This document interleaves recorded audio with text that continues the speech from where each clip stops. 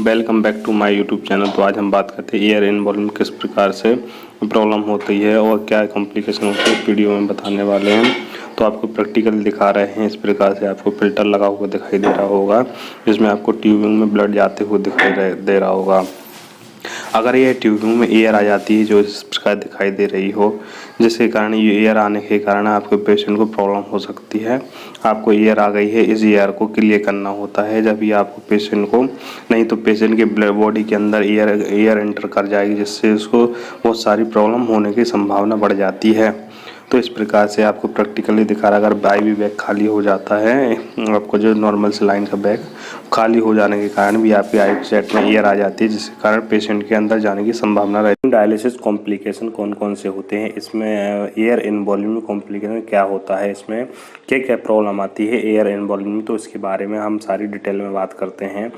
सबसे पहले को इसमें कॉम्प्लिकेशन एयर इनवॉल्विंग जो आता है, हाइपोटेंशन आता है, नॉक्स या वॉमिटिंग होने के चांस रहते हैं, ईचिंग की प्रॉब्लम होती है, क्रैम्प्स होता है, हेडेक होती है, बॉडी पेन होती है, fever, infection of muscular access हो सकता है, चेस्ट पेन हो सकते हैं, पल्मोनरी एडिमा, टैकीकार्डिया कॉम्प्लिकेशन होते हैं, जो क्लॉटिंग ऑफ डायलाइजर हो सकता है, क्या होता है ब्लड लीकिंग ऑफ डायलाइजर हो सकता है। इसमें ये प्रॉब्लम आपको एयर इनवॉल्विंग के कारण हो सकती हैं।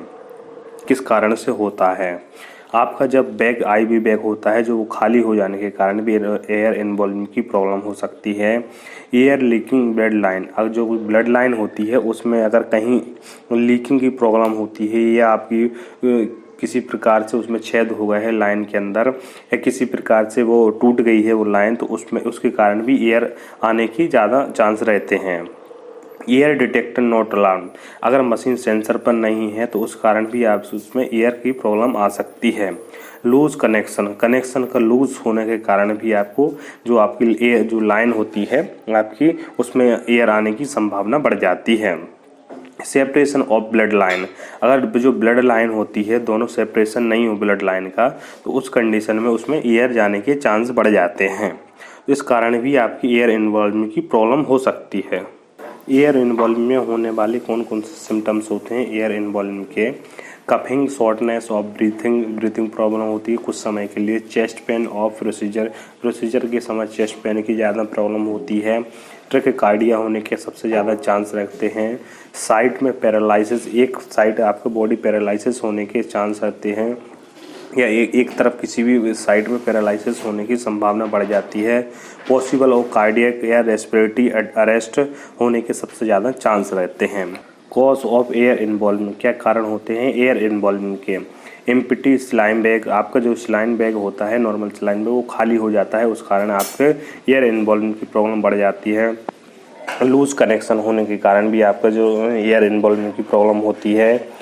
डायलाइजर निडल रिमूविंग, आपकी जो डायलाइजर कनेक्शन है तो उससे अगर जो निडल है वो रिमूव हो जाए, थोड़ी इधर उधर हो जाए, जिससे प्रॉपर आपकी जो ब्लड नहीं आए, उस कारण भी आपकी एयर आने के चांस रहते हैं। पूर कनेक्शन होने के, अच्छा कनेक्शन नहीं होने के कारण, अगर दोनों कनेक्टर सही नहीं लगे हों, उस पूर कनेक्शन होने के कारण भी आपकी एयर आने की संभावना होती है। और आपकी प्राइमिंग सही नहीं होने के कारण भी प्रॉब्लम आती है एयर आने की। एयर इन्वॉल्विंग की क्या प्रिवेंशन है, तो उसके बारे में बात करते हैं। जो आपका लेवल डिटेक्टर है, ड्रिप चैम्बर, उसको हमेशा रखना चाहिए। आपका नॉर्मल सलाइन ब्लॉक खाली हो गया है तो उसको तुरंत चेंज कर देना चाहिए। कनेक्शन को टाइट लगाना चाहिए, जो आपके लाइन कनेक्शन होता है उसको अच्छे से टाइट लगाना चाहिए।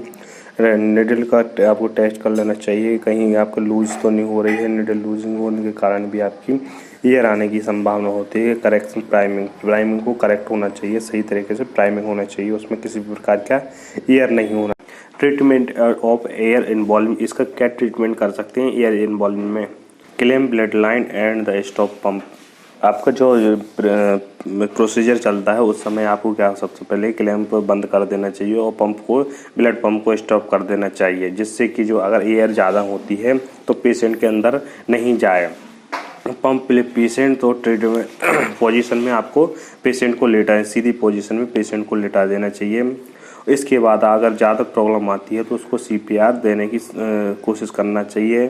There left side treat symptoms, आप जिस तरह सिम्टम्स है उस समय आपको लिटा देना चाहिए। ऑक्सीजन टू एडिशनल सिम्टम्स, आपकी अगर ब्रीथिंग की प्रॉब्लम हो रही है तो उसमें ऑक्सीजन को ऐड कर देना चाहिए जिससे कि ब्रीथिंग की प्रॉब्लम कम हो जाए।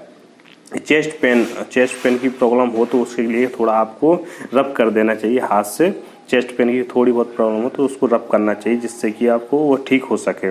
और नॉर्मल लाइन कनेक्ट करना चाहिए सपोर्ट ब्लड लाइन से, जो आपको ब्लड लाइन है उससे आपको क्या होता है एनएस को कनेक्ट कर देना चाहिए जिससे कि जल्दी से सही होने के चांस बढ़ जाते हैं।